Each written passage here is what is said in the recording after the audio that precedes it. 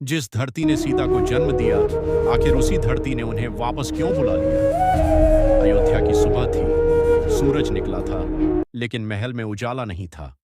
राजा राम सिंहासन पर बैठे थे, पर उनका दिल टूट चुका था।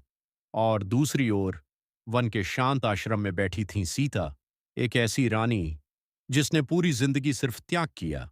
उन्होंने राजमहल छोड़ा, वनवास सहा, रावण की कैद सही, अग्नि परीक्षा दी, फिर भी दुनिया उनके चरित्र पर सवाल उठाती रही। उस दिन आर्षि वाल्मीकि के आश्रम में बड़ी सभा लगी थी। अयोध्या के लोग, आर्षि मुनि, सैनिक सब मौजूद थे, क्योंकि आज सीता माता को फिर से अपनी पवित्रता साबित करनी थी।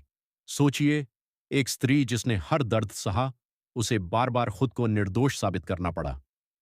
सभा के बीच राम की आंखें नम थीं। वो जानते थे सीता पवित्र हैं, लेकिन वो राजा भी थे, और राजा को प्रजा की आवाज सुननी पड़ती है।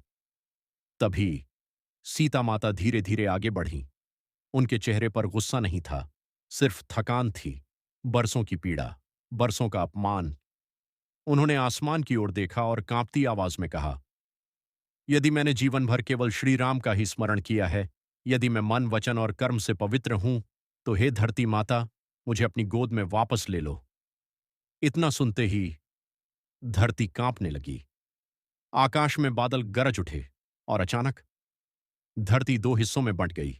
सोने का दिव्य सिंहासन प्रकट हुआ। धरती माता स्वयं सामने आईं और अपनी पुत्री सीता को गले से लगा लिया। पूरी सभा स्तब्ध रह गई। राम दौड़े, उनकी आंखों से आंसू बह रहे थे, लेकिन अब बहुत देर हो चुकी थी। सीता माता मुस्कुराईं, एक आखिरी बार राम को देखा और धीरे धीरे धरती की गोद में समा गईं। उस दिन सिर्फ एक रानी धरती में नहीं समाई थी, उस दिन एक स्त्री का टूटा हुआ विश्वास धरती में समा गया था। सीता माता ने दुनिया को एक बहुत बड़ा संदेश दिया, जहां सम्मान ना मिले वहां रुकना नहीं चाहिए।